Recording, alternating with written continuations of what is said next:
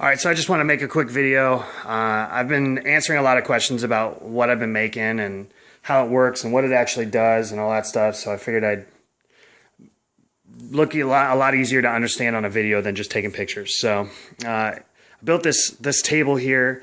It's an interactive table for like tabletop gaming, like Dungeons and Dragons or whatever it is you play. I basically built it from scratch. I designed it myself. I literally built it inside my apartment. So you'll see there's kind of a mess here, but I built the legs out of PVC. They're 3-inch PVC. And the way I designed it, I had a few different ideas, but in my head I wanted this. I thought this would be something that most people don't have. I wanted to make sure there were cup holders in the table, because the last thing you want to happen while you're trying to game or while you got all your paperwork out and your books and all of that stuff, like the last thing you want is somebody knocking over a drink and just ruining everything. So I figured out a way to incorporate cup holders into the legs of the table, right? And the way that it's all attached is I drilled a hole through the pipes and then I attached that long PVC and then it rests on there. Now the table's pretty heavy. The actual wood part is really heavy. It's about 100 pounds. So I push down really hard and it locks that beam in underneath. It locks this beam. And so the table sits on top of it and locks it in. And then it keeps all the legs stable. So I thought that was pretty cool. There's lots of parts to this that I put a lot of thought into. I was thinking about how much room you'd need. Like originally I was just going to make it like a 12 inches from here to here. But the only thing I could find was 11 inches and a quarter. And I was thinking that's not really doable for what we want. Because a sheet of paper is 11 inches tall, which means you only got a quarter leeway. And I'm the type of person who turns my paper to the side when I write. And so part of your paper is hanging off the table and then you get creases and it just sucks. So I decided to make the distance between here and here, I believe it's 20 inches. So there's lots of extra space. There's extra room. You can place all of your stuff here. I still got to clean it up. I had some parts get all muckied up when I was building it, so I'm going to try to find a way to make it look prettier. But so yeah, this is the table part. It's huge. It weighs a ton, but you can fit 5 people, or you have more room for more people, but there's 5 cup holders. So there's one spot for the DM and then 5 cup holders around the table. So let's take a look at what's actually making this happen. So I have a laptop here. You can see my screen is off. That's because I have the screen run through the projector. So here's the screen. Now the idea behind this screen is that we actually run maps on screen.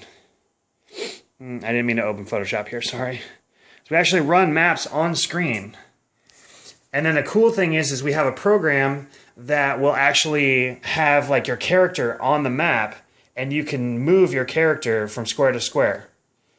So this would be something like what we play on, right? Now the cool thing is you don't even need, like this is just a grid. This isn't really a map. You can actually design maps that are colorful and have real trees instead of just squares or circles that look like trees. So that's kind of the idea here. Anyway, so here's how it's built. See under here, I have a projector. I'm sorry, it's a little dirty. So I built this bracket, and what this bracket does is it allows me to adjust the angle of the projector.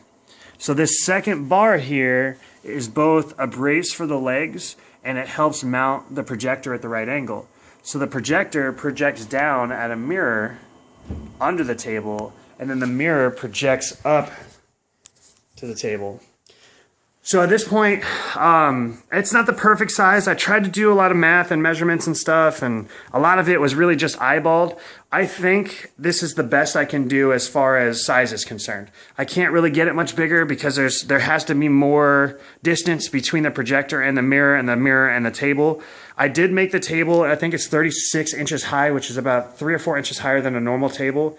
So it's going to be a little hard to sit at, but you can do it. And then anybody who's kind of short will just have to stand up when they need to take a look. But I needed that extra space. I wanted to make the screen as big as possible. So that's how that went down. Now the cool thing is it's not working quite yet, but I'm actually going to use a Wiimote And the Wiimote is going to help me make this interactive. So while I can use my laptop to move everything around, the mouse around or whatever, I can do that, but I thought it would be much more interesting if each person could interact with the map themselves. And so what's going to happen is you're going to be able to use a special pen, and you'll be able to use the pen on the table and move things around on the table. So it'll be an interactive table that's done all through infrared. So it should be really, really cool when I'm done. This is just a video explaining how my table works and what it is. It's not an original idea. I didn't come up with the original idea. This is an original design though. I designed this table just from scratch. But other people have done tables like this. I just think this one, I really put a lot of effort into it. I really wanted to make it nice and big, and I have a really nice projector. So that's it. Basically what will happen is there'll be 2 computers set up for this table, and I'll also be setting up a personal network with a router for this table only, because the two computers have to be connected together. So I'm going to make a network for the table. So underneath the table, we're going to have an extra power supply mounted so that both computers can be plugged in. There's going to be a router mounted underneath. The Wiimote's going to be mounted. The projector's going to be mounted. Everything will be hidden and tucked up underneath the table out of the way. So it should be really cool.